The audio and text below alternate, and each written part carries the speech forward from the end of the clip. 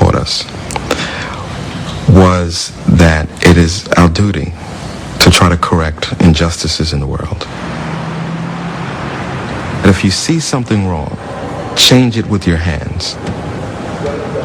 If you're not able to, then speak out against it. And if you're not able to do that, then feel bad about it in your heart. But that is the weakest form of faith. Wherever possible, the Muslim should try to take action and not let an injustice go by without calling it what it is and asking for change. All right, what do we have? Books prepared for the week. Dealing with change is part of Jamil Johnson's job.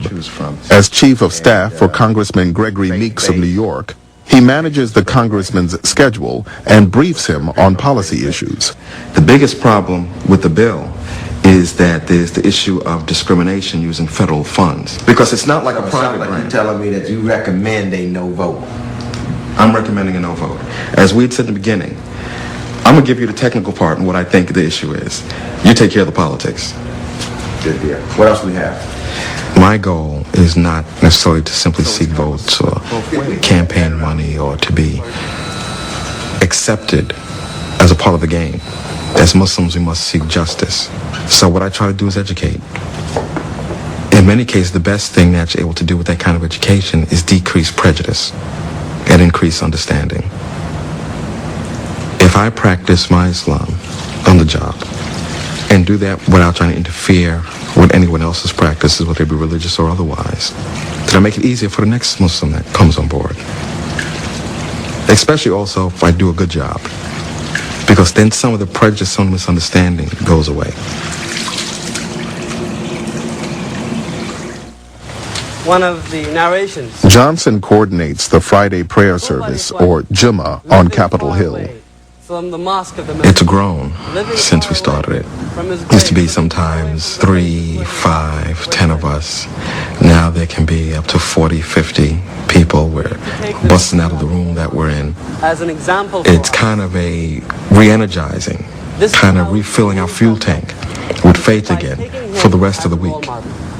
The image of the messenger gives us an example of somebody who was extremely successful as a head of state. Nevertheless, he never had to compromise his integrity.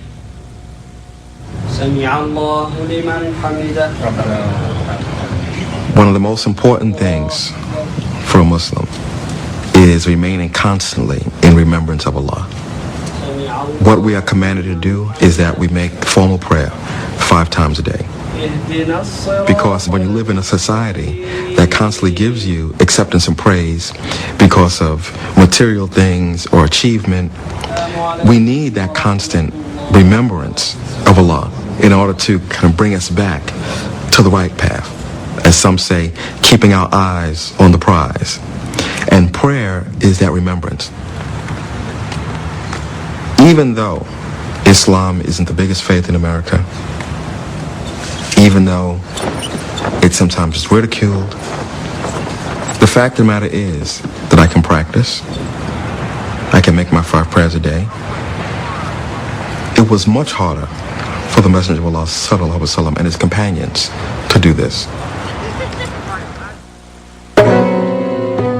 The first Muslims faced a torrent of ridicule and abuse when they practiced Islam in public. Attacked by crowds throwing stones, they retreated to the surrounding mountains to pray in secret. Many pagan families split apart when their children converted to Islam. Finally, the leaders of Muhammad's tribe, the Quraysh, decided that harassment alone would not be enough to stop him. The Quraysh, they see it as, our honor is being threatened, we need to deal with this. This is the point where they begin to really increase their persecution. They start sanctions on the house of Bani Hashim, which is the sub-clan of the Prophet Muhammad. They begin sanctions. They begin to prevent them from trading, from transacting. And that meant that basically they were being starved out. They couldn't buy food. They couldn't do business. Abu Talib was ruined by this. The Hashim lived in one street, and Muhammad and Khadija and the children moved into this street. And this became a little Muslim ghetto. And this leads to real hardship. There's a period of time where, according to the tradition, they're actually eating from the leaves of trees. Famine destroyed the fortunes of Muhammad's protector Abu Talib and his follower Abu Bakr. The survival of both the clan and Islam were in jeopardy. But for Muhammad, the damage hit even closer to home. Khadija, Muhammad's beloved wife, perhaps weakened by the privations, actually died. And that was just a crippling blow for him. It left him feeling alone and vulnerable and weak. He would miss her all his life, I think. Then the catastrophe happened that Abu Talib died, perhaps himself weakened by the deprivation in food. Now, without Abu Talib, Muhammad was fair game for assassination. And there's a terrible moment where he utters this heartbreaking prayer, saying, "Oh my God, I have no other protector but you, Allah." And how was he going to move forward?